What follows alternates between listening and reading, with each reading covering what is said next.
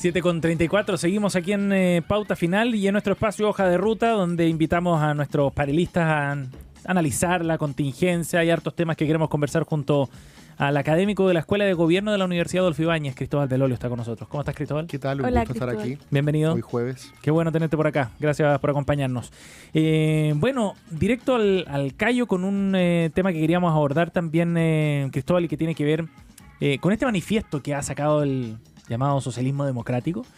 Dicen que lo escribió el PS con el PPD, pero que excluyeron al Partido Radical, al Partido Liberal, pero básicamente representa todo ese mundo ex concertación, ex nueva mayoría, y es un documento bien interesante porque de alguna manera va delineando cierto proyecto con una mirada más de largo plazo también. ¿Cómo interpretas tú en este momento, Cristóbal? ¿Quiénes son los cabezones ahí? ¿Quiénes estaban detrás? Solari. Estaba Ricardo Solari. Yoñán. Guido también. Girardi, René Jofré. Ya, o sea... según Jaime Quintana, el otro día lo entrevisté, me dijo que él no había participado. Ya, pero todos los que me nombraste tienen materia gris, po. Sí. Digamos... Son los que piensan... Sí. Y yo te diría que tienen sangre en el ojo.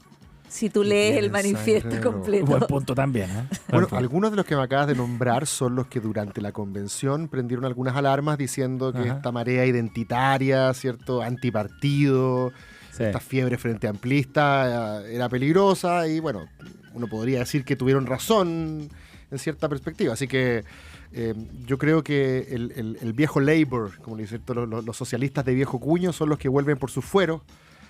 Ahora que el gobierno tiene que pararse en una pata más firme, ¿cierto? A pesar de que este es un gobierno el otro día lo hablábamos, ¿cierto? Con una base de apoyo bien porfiada, bien sólida, ¿cierto? No baja del 30%. Pero está bien, yo creo que es lo que corresponde. Fíjate que, con lo menos como lo interpreto yo, Cecilia y Sebastián, en España cuando apareció el Podemos, y el Podemos era la moda, digamos, y iba para arriba, el PSOE entendió que se le estaba plantando una batalla muy difícil de ganar porque generacionalmente su electorado se encorvaba y los otros, digamos, eran los dueños del futuro. Y hizo una reforma profunda de liderazgos, de estilos, de contenidos, ¿cierto? Y apareció Pedro Sánchez. Pedro Sánchez, por así decirlo, fue el que capaz de detener la sangría y equilibrar las fuerzas hasta que pasó la moda y el PSOE se consolidó, ¿cierto? Sí. Y el Podemos volvió. Pero además el Podemos en medio de casos de corrupción, donde salió Iglesias... Todo lo que tú quieras, pero incluso antes de eso. Pero aquí en Chile, porque hago el contraste, porque uno siempre mira la política española y la política chilena, que en cierto sentido es parecida para estos efectos. Sí. Vox, Partido Republicano, Podemos, Frente Amplio, son referentes además. Cas se junta con Abascal, claro. Errejón viene para acá y todo el mundo del Frente Amplio. Pablo Iglesias es muy cercano al presidente. Correcto. Y el PSOE muy cercano al laguismo y a estos. Hay muchas semejanzas. Piñera y Aznar. Bueno. Y en cambio en Chile, la impresión que me da a mí es que el PSOE chileno, estos que me acabas de decir que hicieron este manifiesto, el socialismo democrático, llamémosle ahora, no hicieron esa reflexión, no quisieron, perdónenme la expresión, soltar la teta, e impidieron el recambio en sus respectivas tiendas y finalmente sus hijos fueron los que les compitieron y les ganaron. Sí. Esa es la historia básicamente de la última elección. Si el Partido Socialista hubiese hecho lo que hizo el PSOE en España, probablemente un joven Gabriel Boric habría entrado a militar a la Juventud Socialista en Derecho, en Pío Nono, y no habría construido su propio partido. El joven Giorgio Jackson habría sido quizás del PPD, de hecho muchos de ellos, no nos olvidemos, lo fueron. Crispi, el partido, todo Pero lo que estaban ideológicamente eso era posible, pensando en que cuando asume el presidente Gabriel Boric, lo primero que dice es que esta fue la cuna del capitalismo neoliberal y va a ser su tumba. Y el socialismo democrático, por decirlo, la ex concertación o la concertación en ese momento, había vivido muy cómoda en este mundo. Es cierto, es un buen punto. Capitalista. Es un buen punto. Puede que el recambio se hiciera muy difícil. Déjame, para seguir como tu tren de razonamiento, que el recambio habría sido muy difícil porque los cabros que venían eran mucho más autoflagelantes que los padres. Sí. ¿Cierto? Eso básicamente. Sí, eran como hijos de los autoflagelantes, más bien no de los autocomplacientes. Puede ser. Bueno, gran parte de mis amigos del Frente Amplio, cuando Michelle Bachelet dice que sus hijos son los hijos de la concertación, esto es literal. Muchos de ellos son los hijos de dirigentes de la Concertación. Bueno, claro. No era una figura literaria. No era una figura literaria. Hubo 3 ministras de Bachelet que tienen hijos dirigentes del Frente Amplio y otros... Uno instalado en el segundo piso. Y otros conspicuos ministros también y dirigentes de la DC, cuyos hijos hoy día son Frente Amplista. Entonces, yo creo que pudo pasar también, Sebastián, a propósito, para volver a lo del manifiesto, pudo pasar que a esta hora haya que ajustar cuentas. Lo que hicieron básicamente los hijos fue que humillaron a los padres, porque la baliza, digamos, del último ciclo dejó a los partidos de la Concertación, a la otrora poderosa Concertación, en un muy mal pie histórico, además. Los 30 años, acuérdate como el 2019 también sirvió para barrer con eso. Y hoy día, por eso te decía, vuelven por sus fueros diciendo... Nosotros aquí somos los verdaderos representantes de una izquierda que no solo tiene raigambre histórica y compromiso con la superación de la desigualdad, de las injusticias, somos los que le ganamos a la dictadura, sino que además tenemos un proyecto de país que es más complejo, menos pasajero quizás que esta moda, que este Frente Amplio. Yo creo que por ahí va el tiro. Y bueno, este documento tiene unas 10 páginas, pero ¿tú lo ves como un intento también por ir... desmarcándose del Frente Amplio solamente, o también como un intento como de sepultarlos de alguna forma? Yo creo que eso ya es imposible. Ya se les pasó el momento, a diferencia del PSOE, digamos. O sea, claramente ya no hicieron lo del PSOE. Okay. O sea, el PSOE en algún minuto logró equilibrar fuerzas con el Podemos y esperó que pasara, pues decir moda un poco despectivo, así, pero no debería decir así. Que pasara, digamos, el hype, el momento, digamos, del Podemos. Yo creo que el Frente Amplio en este último tiempo, no en la parlamentaria, pero en otros aspectos ya sobrepasó, digamos, uno podría decir culturalmente a la vieja Concertación. Y yo no veo que hoy día el Frente Amplio vaya a desaparecer, porque creo que en el ADN de la nueva generación hay un progresismo frente amplista. O sea, anda a preguntarle a cierto, lo que hablábamos también el otro día, una mujer de 25 años, cierto promedio, probablemente tiene coordenadas doctrinarias más cercanas al Frente Amplio. Su visión de los problemas es más woke, como decíamos. Sí. Y no lo digo en el sentido peyorativo, lo digo en el sentido de que es más identitaria, es mucho más feminista. Es que esa pregunta quería abordarla porque en el manifiesto, por ejemplo, hablan de New York. Sí. Ellos plantean como una crítica de que en realidad se les ha identificado últimamente a la izquierda o a las izquierdas con New York, que es una frase peyorativa para decir que en realidad no tienen idea de lo que está pasando en el mundo real. El socialismo democrático o el PS... Sí, entiendo que esos señores escriben desde Providencia, pero bueno, no es de Lota. O en el PS y el PPD establecen que lo identitario en realidad se escapó de las manos y que en la práctica esta clase media que llegó a tener estudios y la universidad y etcétera, la tienen que representar, pero que también tienen que representar a los que todavía están siendo vulnerables, que es lo que hablábamos la semana pasada, que es la gente que realmente tiene las necesidades. Y me imagino que este grupo de señores, a los cuales yo respeto muchísimo, les tengo aprecio personal y respeto intelectual a varios de ellos, me imagino que también están un poco envalentonados por esta discusión que se abrió a propósito de la visita de Susan Neyman y esta idea de que la izquierda tiene que dejar de hablarle solamente a pequeños grupos que quieren derechos diferenciados y tiene que tener una mirada más universalista, menos tribal, como diría Susan Neyman, ¿cierto? Ahora, claro, la clase trabajadora también es una identidad. La crítica que le hace el populismo al marxismo es que se la esencializó como sujeto histórico. Y lo que dice el populismo es, hay muchos otros grupos oprimidos más, la idea es que entre todos ellos hagan una gran coalición contra las grandes oligarquías, contra las grandes élites. Contra los opresores, todo es muy etéreo en la práctica. Claro, O sea, los oprimidos contra los opresores y no sabemos quién es uno y quién es otro para cada uno de los cuales. Tanto el marxismo como el populismo, más allá de sus diferencias, son narrativas adversariales. Sí. Son unos contra otros. La pregunta es quién llena cada uno de los significados. Pero me parece interesante que la izquierda socialista de viejo cuño esté dando esa pelea. Y me parece interesante también que todos los que me nombraste son hombres de la generación que peleó contra la dictadura. Carolina Toá habría llegado a un par de reuniones a escuchar lo que estaban escribiendo. Es que yo creo que Carolina Toá representaba bien ese mundo. No lo digo en el sentido de estos señorones, digamos, que insisto, yo les tengo mucho respeto y creo que están dando una pelea tardía, pero que corresponde. Me habría gustado que muchos más de ellos, aparte de Ollonyant o Tony Titelman, no recuerdo muchos otros que hayan sacado la voz en la convención, porque los que decían algo eran rápidamente funados en redes sociales. O sea, Ricardo Lagos Weber estuvo un montón de tiempo sin hablar, después de una funa que le hicieron, por ejemplo, en el Congreso. Y fue muy brutal porque era la primera. ¿Tú te acordás que era como la primera vez que nosotros, que los que cubrimos política, generalmente nos enfrentábamos a una situación tan desagradable, tan incómoda? Y el colectivo socialista en la convención, acuérdense que cuando votó en contra de las propuestas de los ecoconstituyentes, salieron para afuera con el nombre de cada uno. Y en redes sociales eso prácticamente publicando la dirección del Jardín de los Niños, o sea. Bueno, pero estos señores que escriben este manifiesto están tan envalentonados que incluso le dicen a sus hijos, según tu tesis, que hay que negociar con la derecha, que hay que negociar incluso con aquellos que no piensan como nosotros y que eso no es traición.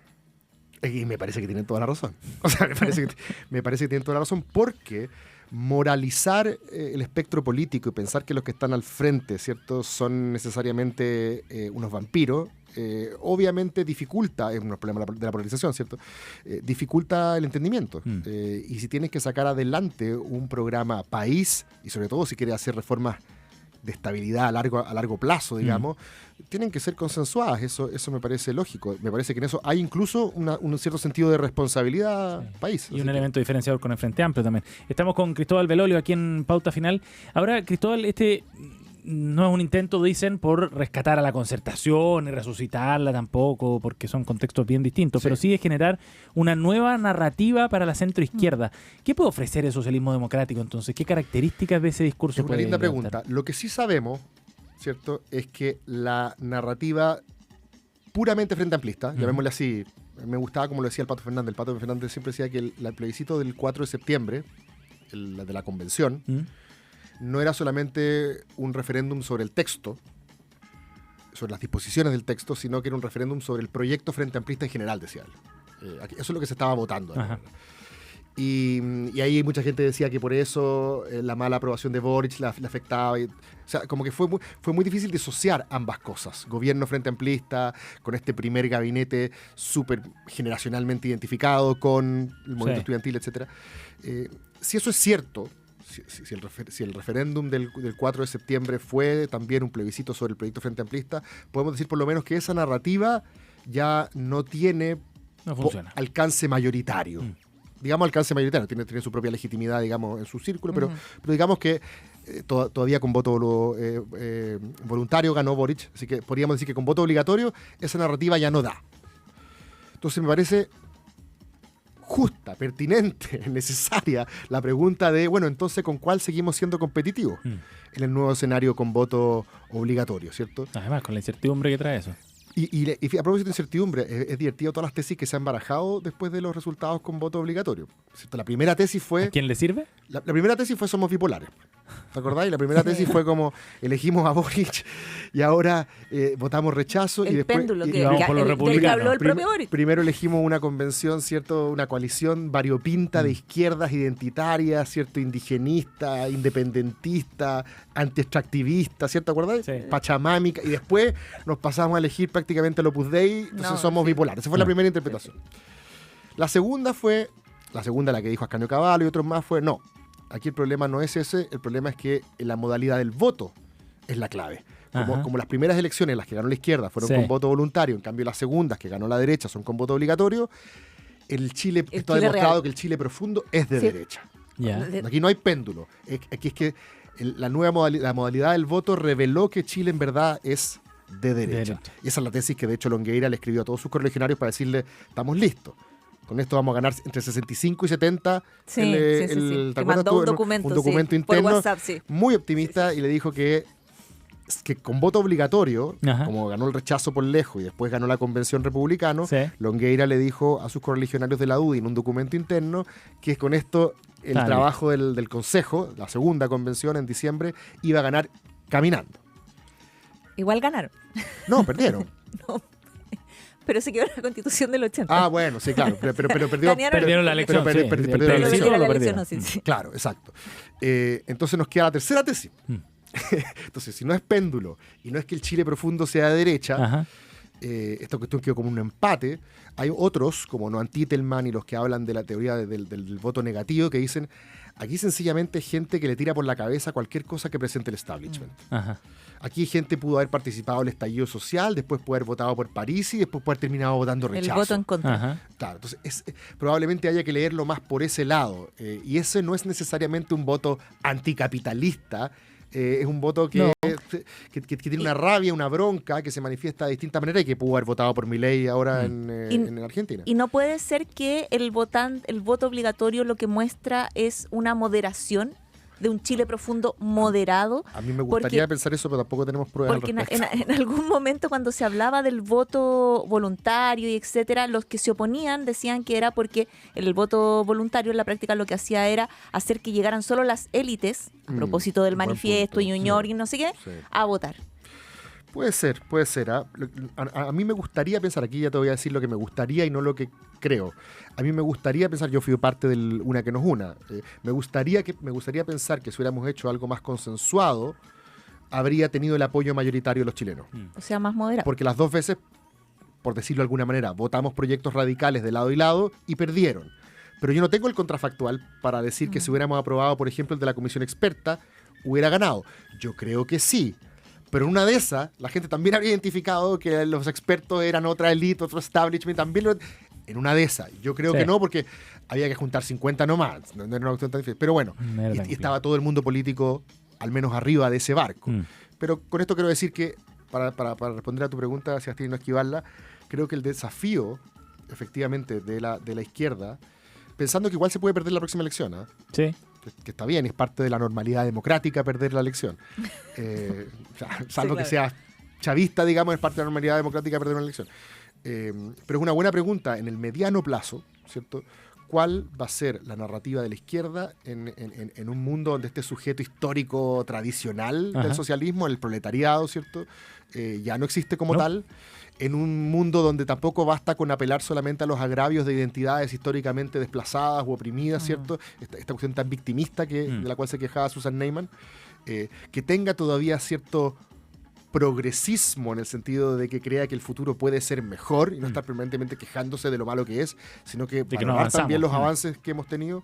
Es una linda pregunta, así que me imagino que los compañeros ahí deben tener una buena discusión interna también con discrepancias dentro de la propia izquierda. O sea, cuando escribe Carlos Peña, que imagino que se debe sentir más o menos identificado por lo que tú acabas de decir, más o menos, una columna contra el identitarismo y después le responde Pierina Ferretti, ¿cómo se llama? Ferretti. Que es de Nodo 21, es decir, del corazón intelectual del Frente Amplismo, diciendo no, está bien que seamos identitarios. O sea, ahí va a haber una pugna muy interesante, tal como la que se puede dar entre republicanos y el mundo más liberal de la derecha. Está bien que se dé. Cristóbal, no sé si trajiste recomendado. No traje. ¿Tienes algo que recomendar así que se te ocurra rápido para que cerremos el panel? Es que íbamos a hablar de más temas, pero un buen lugar para ir a comer. Un buen lugar para comer. Un lugar para tomarse una cervecita buena. No tiene que ser todo tan intelectual. Tampoco. No es necesario. Ya no, yo ni voy ni a comer ni a tomar una cervecita. No hay ningún lado. Un parque para ir a pasear. Este sábado voy a ir en la tarde a una feria que se llama Bocas Moradas. Voy a tomar degustaciones de vino. Buenísimo. Al Mood, que es esta cuestión nueva que hicieron aquí en Tobalaba, así que ese va a ser mi programa del fin de semana. Muy bien. Buena recomendación. Yo no tenía idea que estaba. Sábado y domingo hay una feria de degustación de vino. Esta época a ver si nos intensa para los viñateros. Sí, con todos los procesos de vendimia además y buena feria. Se llama Bocas Moradas. Aquí están los datos. No me pagan por este placement, pero lo digo igual. Feriabocamorada.cl, el que quiere más información, 6 y 7 de abril de 12 a 21 horas. Oye, buenas viñas además las que van a estar ahí. Buenísimo. Sí, pequeños productores que van a estar ahí. Y acompañamos a Cristóbal. Eso. Sí. Cristóbal Velolia con nosotros. Gracias, Cristóbal.